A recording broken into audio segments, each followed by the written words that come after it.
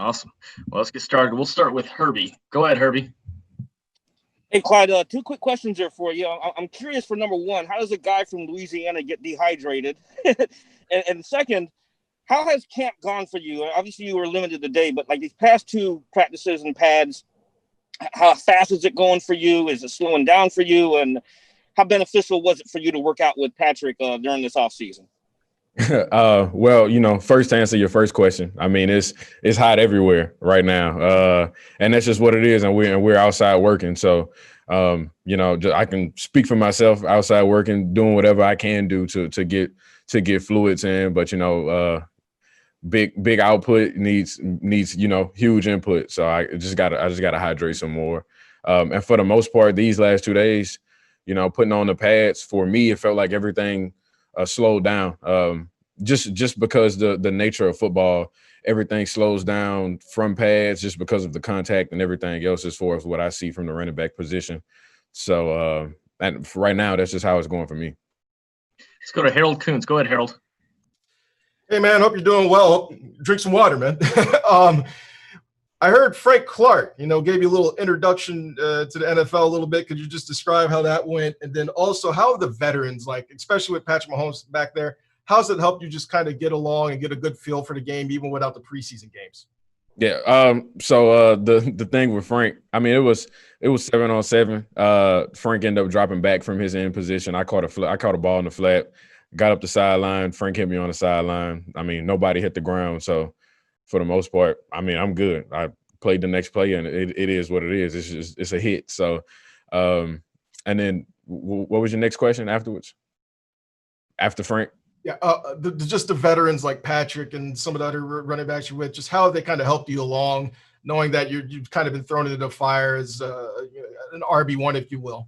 Yeah. So I mean, for me, the guy that I've always looked up to was Darryl. He was in my room at LSU, and he's also in the room with me now, and he's been in this offense. So as far as anybody that I turn to initially, it's always Darryl. And then whenever I need those, when he's not around and I need those pickups from, anybody from Sammy to Trav to Pat, even Fish on O-line, just everybody. They understand. I mean, everybody's been a rookie before, and they understand what's going on, and everybody's here for me, and everybody's here for the team. As long as I go out there, do what I need to do, and they feel like I'm calm and we're all executing, then the ball's rolling. Go to Steve Walls. Go ahead, Steve. Hey, Clyde, how's it going, man? What's up? How you doing? All right. You told us before that Andy's playbooks looked easy. Now that it's all been thrown at you full speed, do you still have the same feeling, and how quickly are you picking up everything? As far as the concepts and everything, the biggest thing is understanding football. If you can understand football and understand positions and placement, you understand that where you need to be as far as a player and in certain plays. The biggest thing is language. Once you pick up language, everything else just kind of falls into place. So as for if everybody seemed like it was disrespectful of me to say easy. So I would say it's a playbook. It's an NFL playbook. And as long as you do the things that you need to do as far as studying and looking through it, it's not as complicated. Let's go to Seren Petra. Go ahead, Seren. Clyde, tell me when you get the word on Damian Williams and that comes around, like just what goes through your mind? Like what did you have? Like, because obviously it looked like it was going to be one kind of indoctrination to the NFL, and then now it is. I heard the last question you were just called RB1. Like what all went through your mind, and what kind of pressures did that put on you? And did anybody reach out to you? As soon as I heard the news, I didn't have Damian's phone number or anything, but I wanted to get his phone number from Dylan. I sent him the text because obviously, I mean, if a guy chooses that route, is more than what meets the eye. So, and then initially from that point, I mean, I've always been a guy that felt like I just needed to be 100% tuned in from the beginning. And then I didn't have to flip a switch and feel like, oh, this is now the time. I mean, since the day I was drafted, I felt like get this playbook, start rolling, and do my job. It was never really like a shell-shocking moment for me. So for the most part, I just wanted to come in and work and do my job, do my 111th, and I'll find my way on the field. All right, guys, we've got time for a couple more. Let's go to Nick Jacobs first. Go ahead, Nick.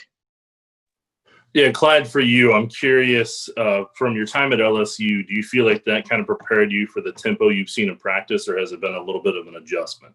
Oh yeah, no doubt, no doubt. Leaving LSU, having 3-hour practices, and just having the whole tempo of everything. I mean, freshman year, having guys across from me like Devin White and Orton Key having NFL type caliber players on the defensive side of the ball, and everything is pretty much live. It tends to just be fast, and that's just what it is. So as far as coming here and making an adjustment, it was no real speed adjustment. The biggest adjustment is just understanding what you have to do and just how minute the details are, just being a professional. Let's go to Nate Taylor for the last one. Go ahead, Nate. Hello, Clyde. 2 questions for you. Both Patrick and Eric Bieniemy have mentioned your vision in terms of what you've been able to do so far in the 2 practices that you've had in the pads. Understanding the playbook, just what does your vision sort of give you an advantage in terms of either seeing the whole develop or adjusting in mid-play? And then secondly, playing with Joe Burrow last year, the Heisman Trophy winner, I'm sure you saw some impressive things in practice with him. What's it like going from that to seeing Patrick Mahomes and sort of the things and the tricks and the sort of the experimentation that he can do with the throw that you don't necessarily see on a traditional quarterback? Yeah, to answer your first question, vision wise, I mean, I was told at an early age, might have been 6 or 7, the one thing you can't teach is eyes. And I can't sit here and say, oh, this is what makes me different, or this is what make everybody, every set of eyes sees things differently. So as far as what I see when I'm running the ball, the things that I see in a route, that's just kind of my mind doing its own thing and making its adjustments just off of leverage and understanding the concept of the play call. So for that's kind of that kind of answers that one. And then Joe did some things last year at practice that it just kind of makes you turn your head and shake your head, put your head down. Even being around K Falk and K Falk will sit and tell me like, man, that's some stuff that I've only seen Tom do. And when he's around Tom for 11 and a half, 12 years. And then like I had an interview yesterday and I was talking about Pat rolling out to his left. And I mean, the play just looked completely shut down.